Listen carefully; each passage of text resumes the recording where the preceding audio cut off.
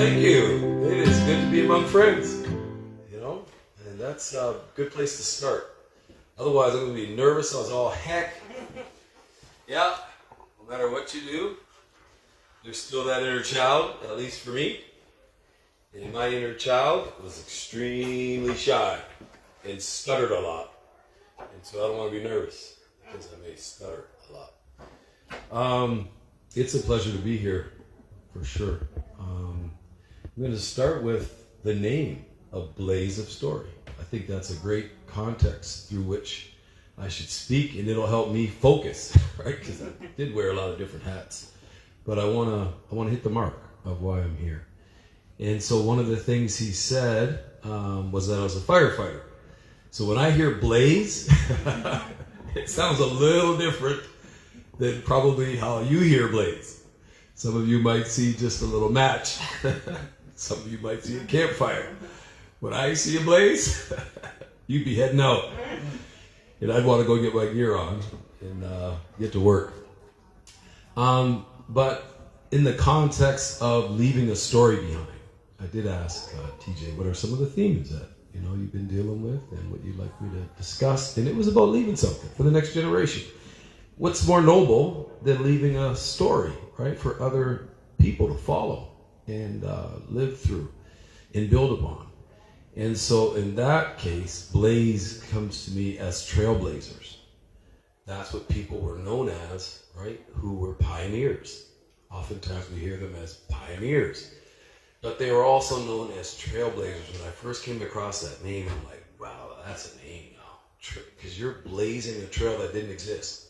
People that came over from the old world, there were no roads as we know them.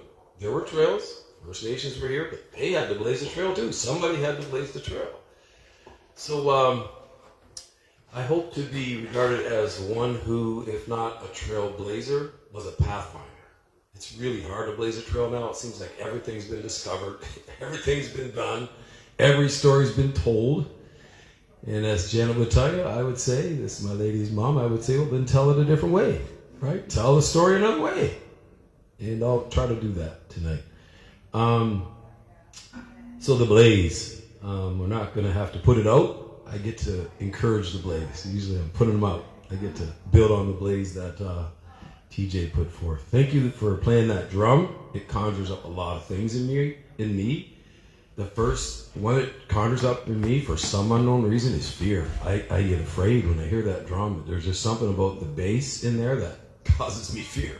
I don't really know. And then I get reassured, like, man, I like that rhythm though, that drum. The sound of it's kind of scary, but that rhythm is kind of cool. So it makes me want to dance and sing and do a lot of things. The context he's talking about is heritage. So the trailblazers in my family, he mentioned, one of them wrote a book, Dr. Brian Walls. And I became an author directly because of this book that I read about the John Freeman Walls Historic Site. We are both great-great-grandsons of John Freeman Walls, who was a former slave. There's lots of them. And this is a hotbed of the Underground Railroad. Nothing new there. But the unique thing about his story and our story is that he came here with his masters. I think that's the best way to put it. The master would be the male. He came here with his master's wife. And how the heck does that happen? Slavery was a long time. They grew up as boys together on this plantation. And they used to play master-slave. But the master caught my great-great-grandfather being the master, his boy, his little white boy, and I'm going to use terms like white and red and yellow to describe people. I think it's gross, and I'll qualify that. But he saw that, and he was like, don't you dare. And it caused a rift. My great-great-grandfather's father, we happen to know he was from Africa. He was from Ghana. His name was Hannibal, and he was a builder on the plantation. They didn't all pick cotton. They didn't all do those things. Many of them were builders, and they were blacksmiths, they were engineers, and they were all kinds of wonderful stuff. And he was the builder, and he got along good with the master. But when the master scolded his son, there was this wedge that came between them. So that's one of the amazing stories I heard in this book. And it caused a rift between my great-great-grandfather's father and the slave master, but it didn't cause a rift between those two little boys. They were like, what's the beef? So when little Daniel became the slave master, John Freeman was his boy. That's still my boy. And I don't know what he did. I think he too was a carpenter.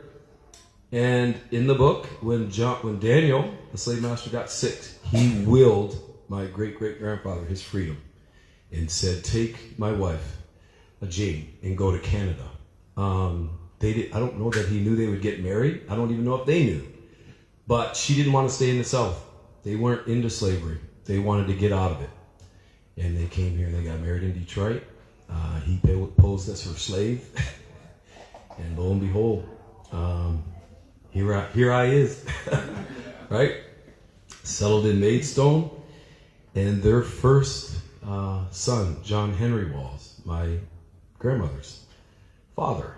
Not far from slavery, are we? That's a story. When I read it in school, I was like, well, that's 1,000 years ago. No. My grandmother's, whose knee I sat on, she sat on her grandfather's knee, and he was a slave. That's not that far ago, me being a grandpa now. So their son, John Henry Walls, married a First Nations woman. I'm going to say another dirty word, Indian. Because I'm like, Indian is not a dirty word. Because that's not how they feel about each other. But depending on how you say it, they may take offense to it. But if you say it right, like other words, I might say, I might use the big N. I'm that kind of guy. Don't get offended.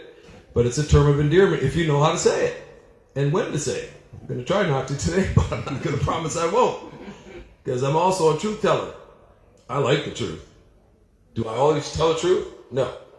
I'm that honest. And that's the difference between truth and honesty. I'm honest enough to say I don't always tell the truth. Depends on the situation. Usually I do. I don't tell the truth about that. They got married. He married a First Nations woman named Parthena Perry, daughter of Kazar Perry, wife of White Cloud. Tom, they gave him some Christian name. Tom, I can't remember what it was. Not important. His name was White Cloud. And so I have that heritage. If you're doing the math, African, Jane King, she married Daniel Walls. She was high society, Scottish Irish. He had to compete to marry her. She was royalty out of Britain. She wasn't first generation America. They were in America a long time. She was probably her family founded the colonies. I come from that, and I come from First Nations. And my granddaughter's Japanese. So I can speak to the four directions. And I want to, before I go any further, qualify when I call someone by color. I actually know what it means beyond skin tone. Okay? So among the First Nations, you will know this well, my friend. The medicine wheel, it speaks of the four cardinal directions, north, south, east, and west. In the east, the color of yellow, often depicted by the sun or reflecting the color of the sun, where the animal is the deer, where the emotion is love, where the time of day is morning, where the season is spring. And it's early in your childhood, usually from 0 to 14 years of age. And you go in a right or a clockwise direction, a masculine direction, and you come into the color red. You come into youth, where the emotion is anger, where the element is fire. I think in the east, the element is water. And where the emotion is anger, where the time of age is 14 to you're 28 years old, it's the physical time of life, as opposed to the emotional time of life in the west. Where the animal is the coyote. Cunning, hard to corner, like adolescents are. And there's a lot of things I could say more about the direction of the red, but they often affiliate red-skinned people with indigenous people. Usually that's the southern hemisphere, but there's indigenous people everywhere. So let's deal with that, indigeneity. Maybe in Canada, you have to be red-skinned to be indigenous, but there's indigenous people everywhere. So really I'm getting to equality. And if you keep going in the clockwise direction, the color is black. And they look at some people with dark complexion, like me, that reflect the color black. Black is beautiful. That's where I came from. We're going to talk about that story. I grew up in the 60s where black is beautiful. And it was, compared to words like Negro, and boy, and buck, and girl. Black is beautiful, and it's still beautiful. But it ought not to divide us from people. It's not the kind of black, when I hear black, I don't use University of Windsor black. Like it's a black thing you wouldn't understand. No, that's not, when I use it, it's not like that. With the direction of the west, Time of day is midnight. Time of life is midlife. It's the direction of the magician. As opposed to the lover from the west and the warrior from the south, it's the direction of the magician, the scientist, the doctor, the astrologist, the adventurer. And it goes from about 28, I think, till you're 40 or 56, something like that. And you keep on swinging around. And the animal's the bear, and the emotion is fear. Particularly going into the unknown. And this is a very spiritual time of life. And so Africans are very spiritual people. And that's a gift they bring to the table. And of course you go around the direction of the north, the direction of the sovereign, the king, the queen, the white owl. It's the direction of the spirit. It's the direction of air, as opposed to the black earth of the west. There's a lot of things I could say about it, but it's beautiful. It's black and it's beautiful.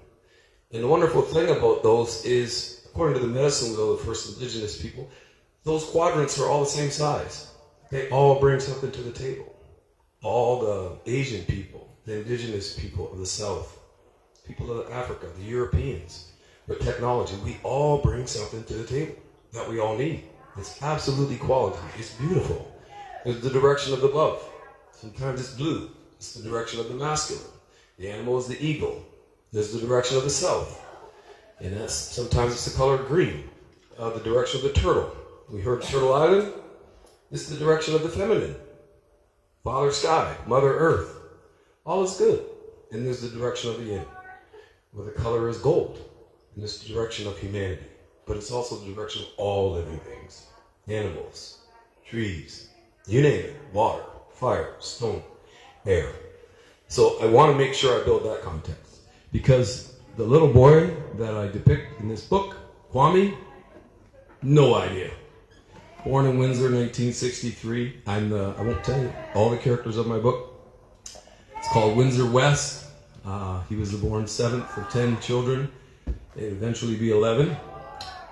And one of his biggest insults from his brother was Sambo. In the 60s, if you called somebody Sambo, it was a caricature, right?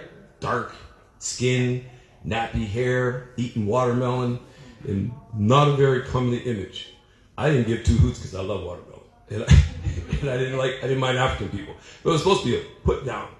And later on, I did start to take some shame by that name. When I realized, when I went to Victoria School, this very Victorian edifice, compared to the neighborhood I came from, in Black Bottom or South Detroit, which was between Riverside Drive and say Tecumseh, and Howard Avenue, which was named after a black or an African man, and over to Olette Avenue, it looked like Detroit.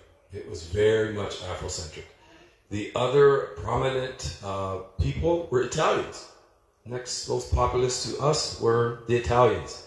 We were on one side of Waggle Park for the most part, and they were on the other side of Waggle Park. And we met in the middle. They played soccer, we played baseball. And we mixed. It was a wonderful thing. But black was black. Black community, there was no question. And white was white, and it was mostly Italians and some Jewish people. Ironically, we would have these guys come. My dad would tell me about the shinny man. I didn't even know what that was. He said, yeah, a little shinny man. They would collect tin, or they would sell, right, things, trinkets. They were entrepreneurs. They would come up and down the alleys and collect things to recycle them, but they would also bring new things. And they always had a big, fat wad of money. And we had another man, I forget his name, he was a Jewish man, I was talking to my cousin. He would come up the road and he'd open up his trunk and he'd have blue jeans in there, right? All kinds of Christmas gifts. She's shaking her head, yeah, jewelry boxes. He had catalogs. If he didn't have it with him, he would order it for you. And it would come right to your door long before Amazon. Amazon's old news. This guy would bring it right to your door. And guess what else he would do? He'd lend you some scratch. If you needed some cash, no problem. He always had it. I remember seeing his pocket, talk about entrepreneur. TJ, I see this guy with a wad of cash. In those days, a dime, get you a tart, a bag of chips, and a grab bag of candy. Right? A dime. A quarter, you could buy the neighborhood of friends. Right? So that's the context of my book. Before I read some of it, you mentioned The Long Road. Thank you. What an inspiration. I read that book. I read this one of our ancestors in one night. Yeah, 24 hours. But I also read that book.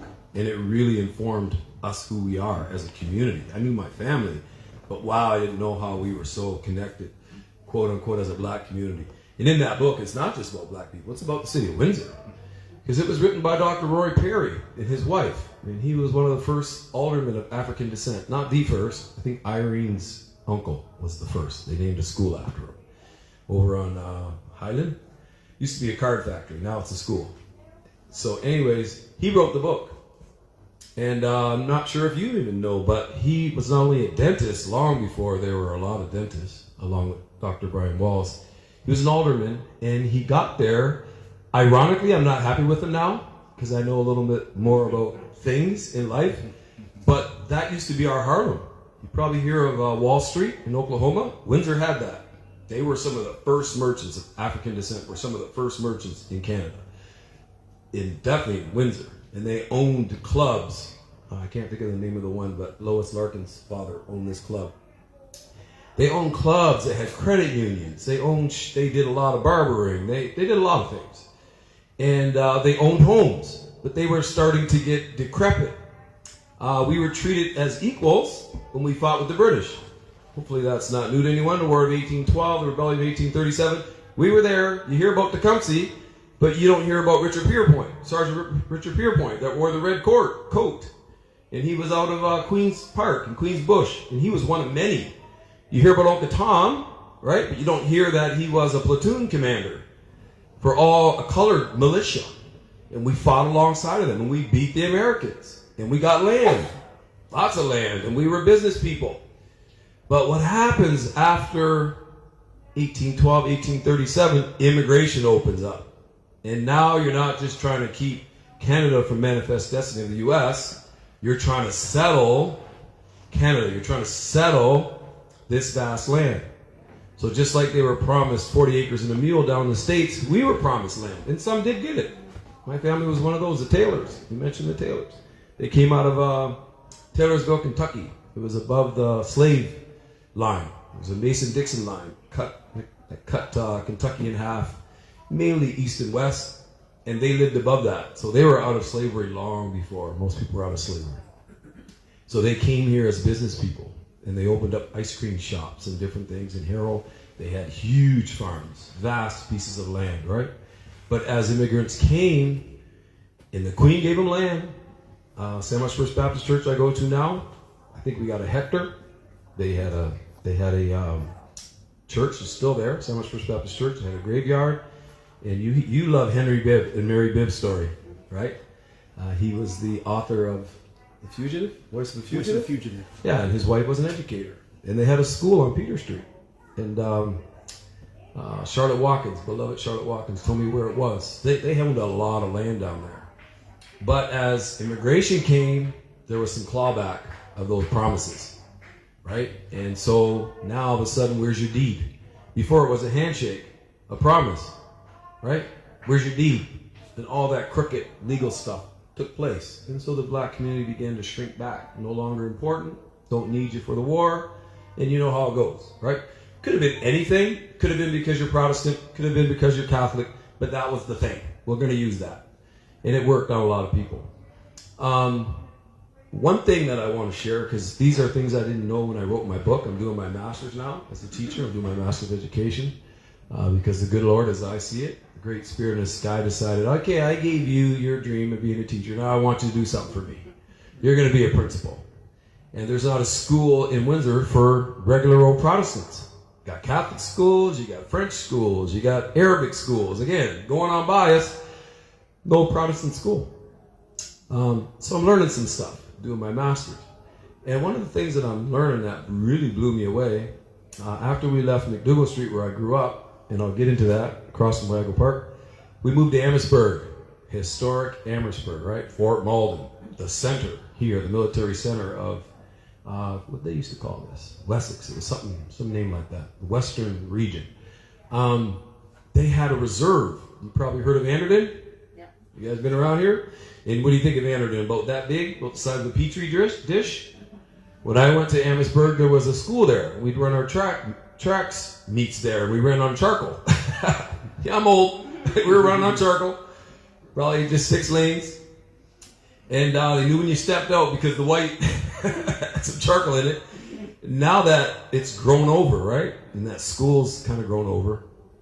But of note, right down the street is a cemetery. And it's called the Wyandotte Indian Cemetery. And I'm like, are you kidding me right now? What's this all about? Right? Come to find out, Anderton was a massive reserve from Amherstburg all the way to River Canard. And from the river all the way over to like where here line is now. Massive reserve. But like I said, settlers came in.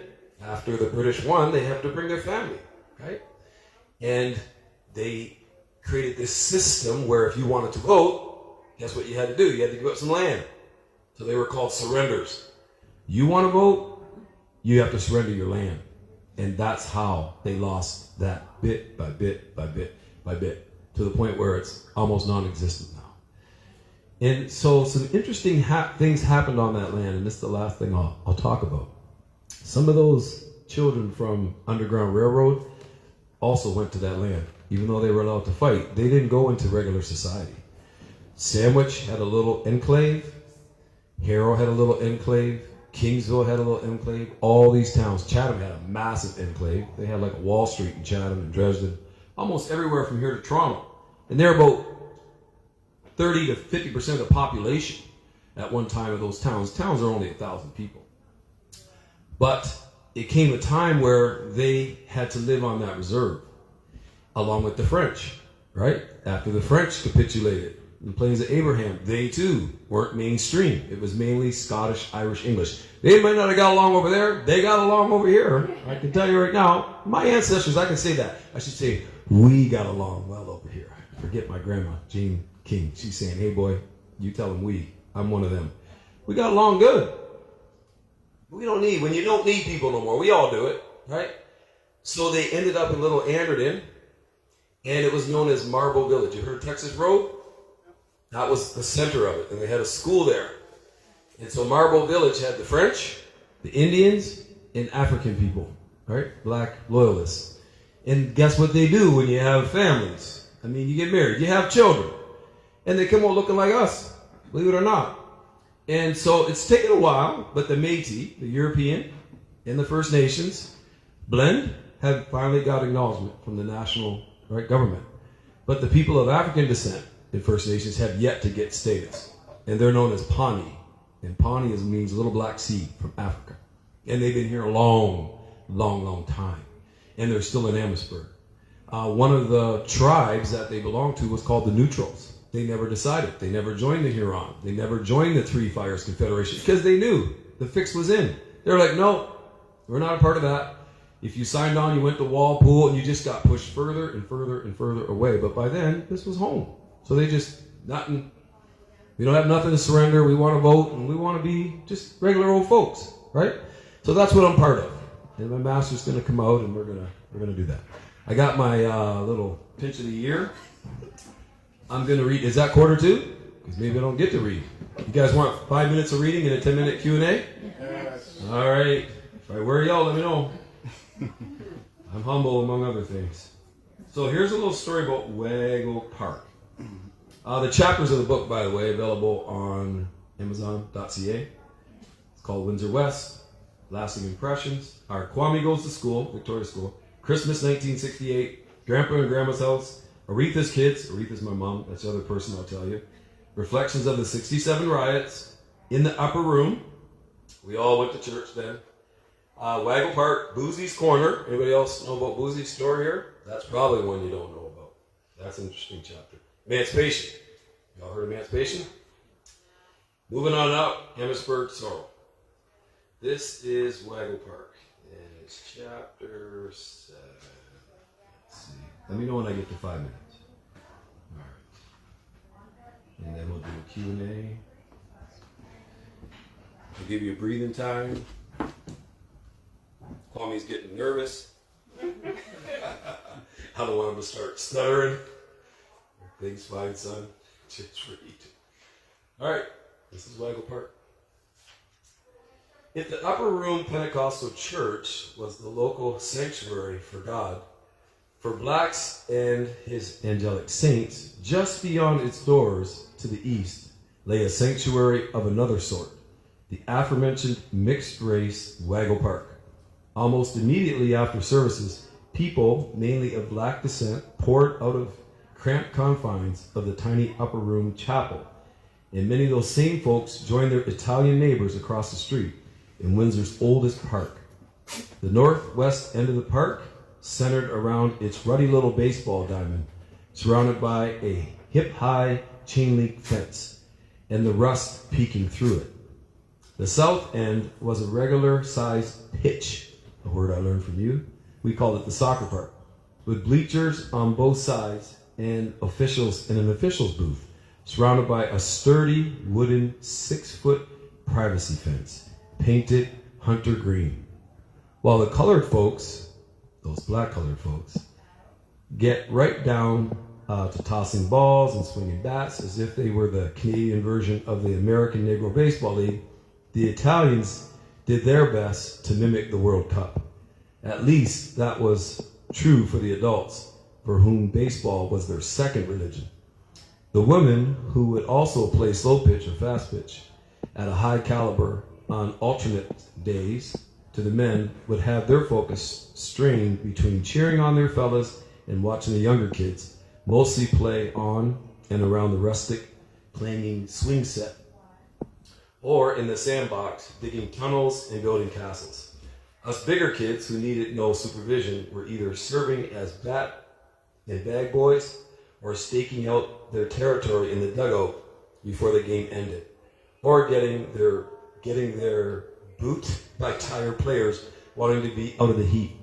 At that point, they either took over the diamond and mimicked their favorite plays or form a perimeter to the action in dugouts under the tall maple leaf trees that rim the northeastern section of the park on the Mercer side of the street.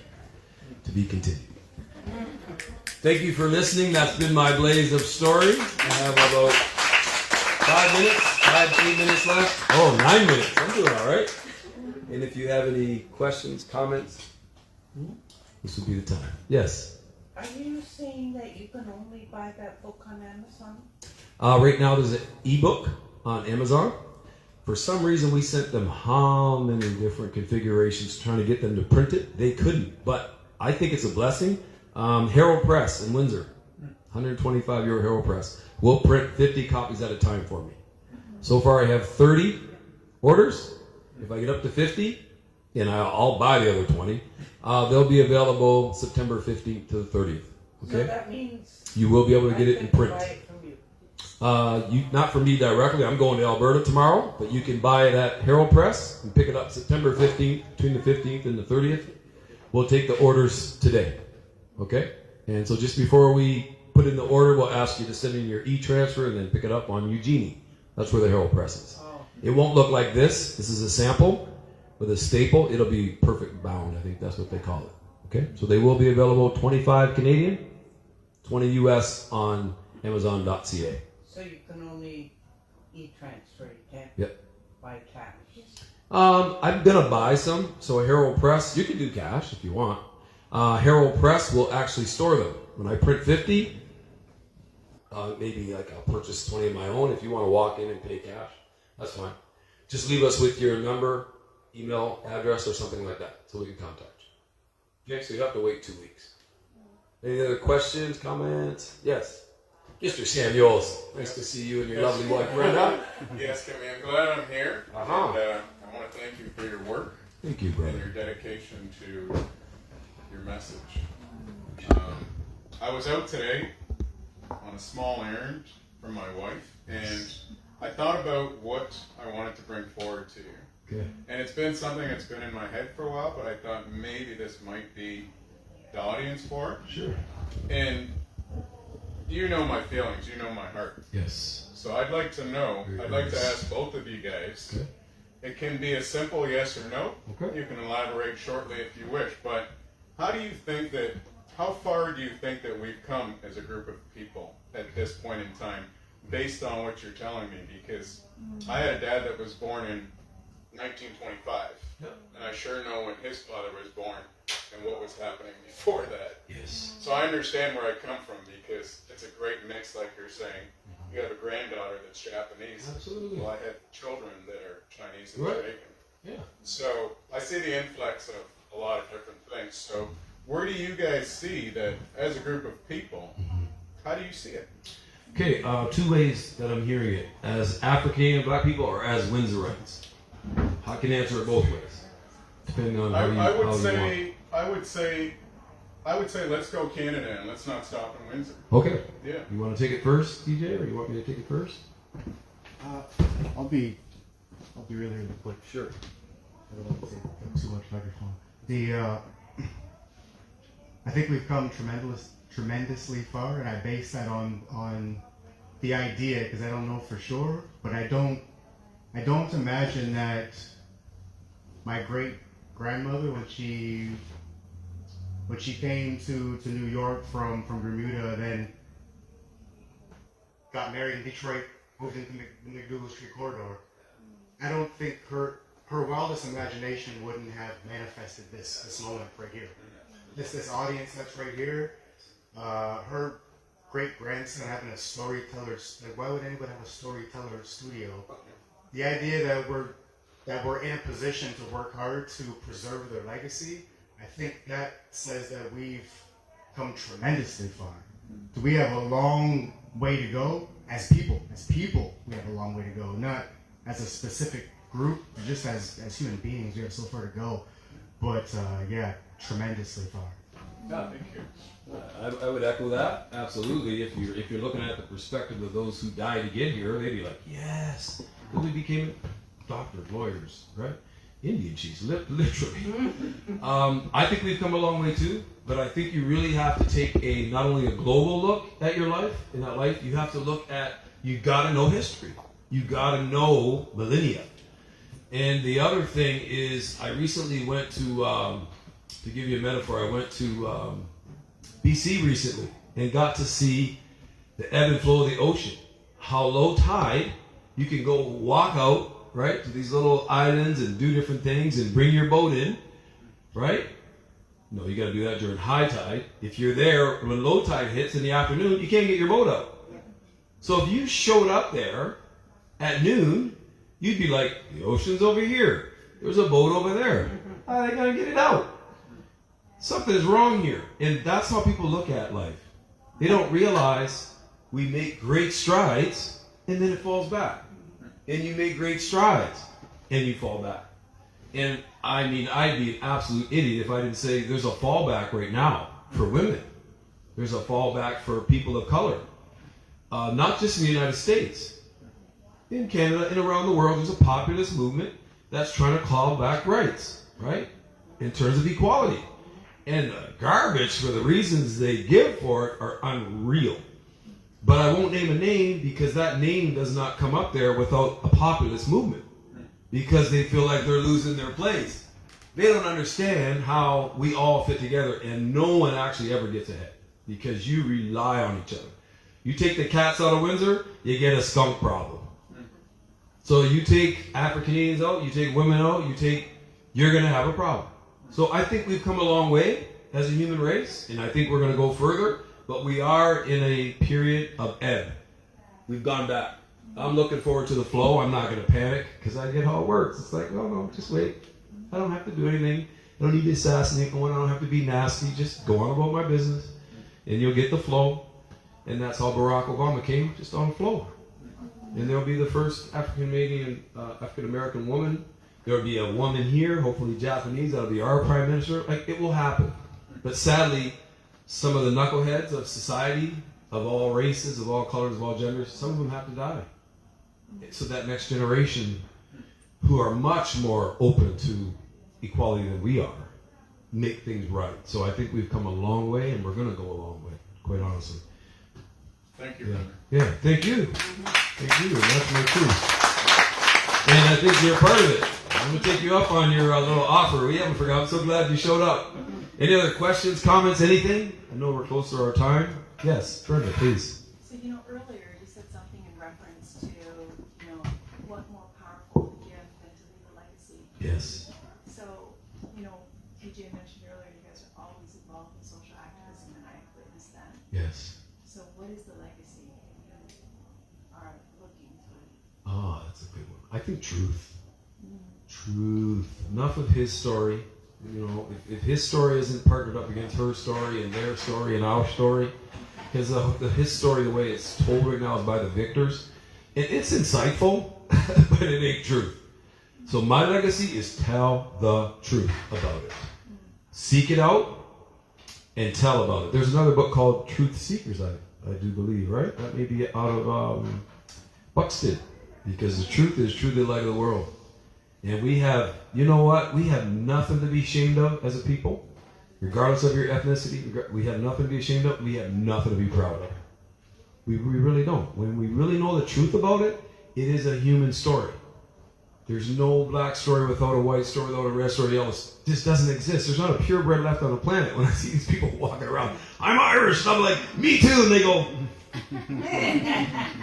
it happened to me. Short story at fire department. They were forming an Irish club, and I was like, I want to join. They quit the story. This didn't fit in. I'm like, they love me as Kimba. But that's where it ended. It's kind of sad, and I'm like, Anyway, some people can't handle the truth. They say they want the truth, and then they hear it, and they go, oh man, not that truth. So my legacy, tell the truth about it. Yeah, tell the truth about it. It's good enough. You good? All right, thank you, guys. Thank you so much. What a good time. Let's scare Kimmy and then encourage him to dance. Oh shoot! I'll dance if you dance.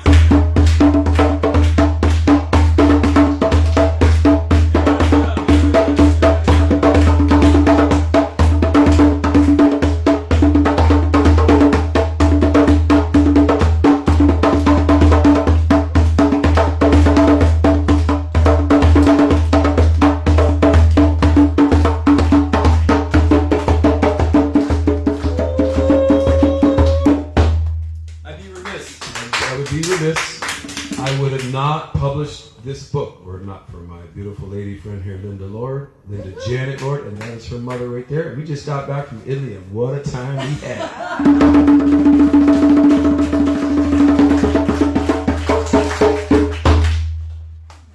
Friends, that was a blaze of story.